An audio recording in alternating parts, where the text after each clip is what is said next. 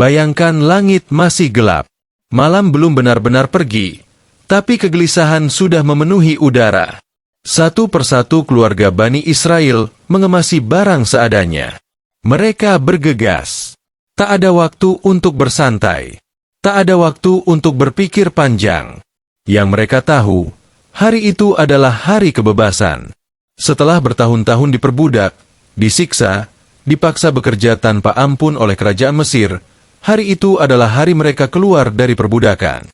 Dan yang memimpin mereka adalah Nabi Musa alaihi salam, utusan Allah yang tegar dan penuh keyakinan. Musa memimpin langkah, berjalan cepat, matanya lurus ke depan. Di belakangnya, ribuan jiwa mengikuti.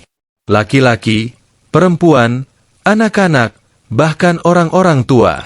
Mereka semua bergerak menuju satu arah, keluar dari Mesir. Allah memerintahkan Musa untuk membawa Bani Israel keluar pada malam hari. Rahasia. Tanpa diketahui pasukan Fir'aun. Karena Fir'aun tidak akan pernah membiarkan para budak itu bebas begitu saja. Dan benar saja, tak lama setelah mereka pergi, Fir'aun marah besar. Ia merasa dilecehkan. Ia merasa ditantang. Dan ia tidak terima. Siapa Musa itu berani-beraninya membawa kaumku pergi tanpa izinku? Dengan cepat, Fir'aun mengumpulkan tentaranya. Kereta-kereta perang ditarik kuda-kuda pilihan. Pedang dan tombak disiapkan. Trompet perang ditiupkan. Fir'aun berseru, "Kita akan kejar mereka. Kita akan bawa mereka kembali, hidup atau mati." Sementara itu, di sisi lain, Bani Israel terus berjalan. Jalanan makin sulit. Debu mengepul. Langit mulai cerah. Tapi mereka belum sampai tujuan. Dan yang lebih menegangkan, dari kejauhan mereka mendengar derap kaki kuda dan suara roda besi yang menghentak tanah. Fir'aun benar-benar mengejar. Kaum Bani Israel mulai gelisah. Langkah mereka melambat. Wajah mereka penuh ketakutan. Mereka menoleh ke belakang. Asap mengepul. Pasukan Mesir semakin dekat. Dan di depan mereka, Laut Merah terbentang luas. Tak ada jembatan. Tak ada perahu. Hanya air sejauh mata memandang. Mereka benar-benar terjebak. Laut di depan. Fir'aun di belakang. Ini bukan sekadar dilema. Ini pilihan antara hidup dan mati. Beberapa orang mulai menangis. Yang lain berteriak histeris. Anak-anak menangis ketakutan. Para ibu memeluk erat anak mereka. Orang tua mulai pasrah. Salah satu dari mereka berseru kepada Musa, "Wahai Musa, kita pasti akan tertangkap."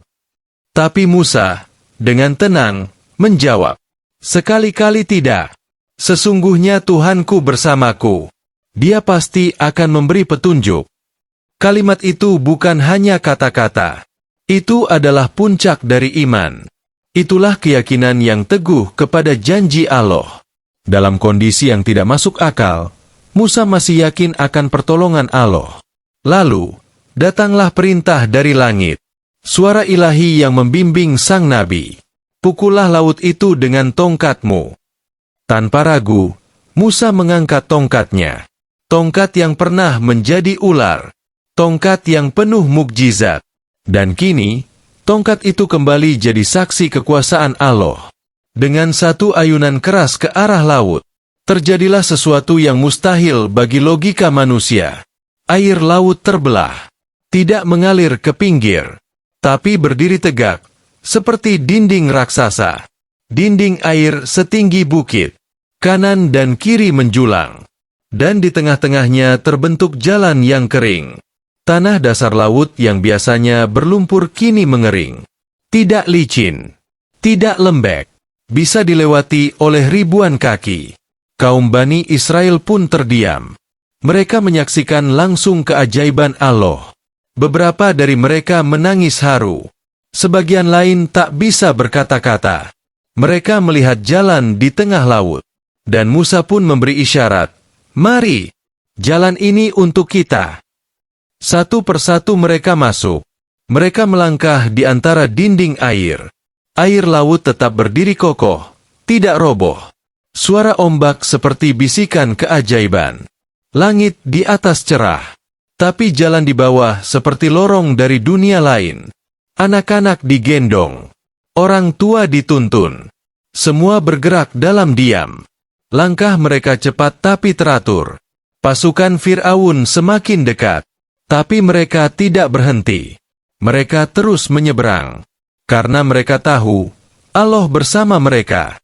Dan setiap langkah itu adalah langkah dalam keajaiban. Ribuan orang melewati dasar laut. Tidak satu pun yang tercecer. Tidak satu pun yang terpisah. Sampai akhirnya, mereka semua berhasil sampai di seberang.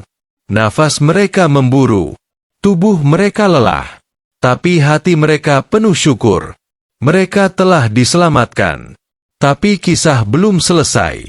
Karena Fir'aun belum menyerah. Dan laut belum kembali tertutup. Sementara itu, di sisi lain Laut Merah, pasukan Fir'aun akhirnya tiba. Mereka melihat dengan mata kepala sendiri, bahwa laut benar-benar terbelah. Bukan rekayasa. Bukan sihir biasa. Ini adalah sesuatu yang belum pernah mereka saksikan seumur hidup. Air laut berdiri seperti tembok raksasa. Dan di tengahnya ada jalan kering yang baru saja dilalui oleh ribuan orang. Fir'aun mengernyit. Sebagian pasukannya mulai ragu. Mereka melihat keajaiban itu bukan sebagai kesempatan, tapi sebagai peringatan. Tapi Fir'aun, ia terlalu sombong untuk mengakui bahwa ada kekuatan lebih besar dari dirinya. Dalam dadanya, masih ada kesombongan yang membara. Kalau Musa bisa lewat, aku pun bisa. Tanpa rasa takut, ia memacu keretanya. Kuda-kuda meringkik keras. Roda-roda kereta menghantam dasar laut. Pasukan pun ikut masuk. 1000 lebih prajurit bersenjata lengkap mengikuti jejak pemimpin mereka. Padahal mereka tahu, ini bukan jalan biasa. Ini bukan jalur yang aman. Ini adalah lorong mukjizat yang hanya Allah bukakan untuk kaum yang percaya. Tapi kesombongan telah membutakan mereka. Langkah demi langkah, pasukan Mesir masuk semakin dalam. Kanan kiri mereka hanya dinding air. Tapi tidak ada peringatan yang mereka dengarkan. Karena pemimpin mereka adalah simbol kekuasaan yang zalim. Dan mereka hanya tahu tunduk. Musa dari kejauhan menyaksikan. Kaum Bani Israel juga menyaksikan. Degup jantung mereka belum reda. Dan mereka tahu bahwa ini belum benar-benar berakhir. Allah belum menyelesaikan pertunjukan keadilannya. Begitu Fir'aun dan seluruh pasukannya sudah masuk ke tengah laut, turunlah perintah Allah. Bukan kepada Musa, tapi kepada laut itu sendiri. Allah memerintahkan air untuk kembali seperti semula. Dan, dalam sekejap, 2 dinding air raksasa itu runtuh. Menutup kembali dengan kekuatan yang tidak bisa dibendung siapapun. Gemuruh air lebih keras dari petir. Pasukan Fir'aun panik. Kuda-kuda berlari tak tentu arah. Kereta-kereta saling bertabrakan.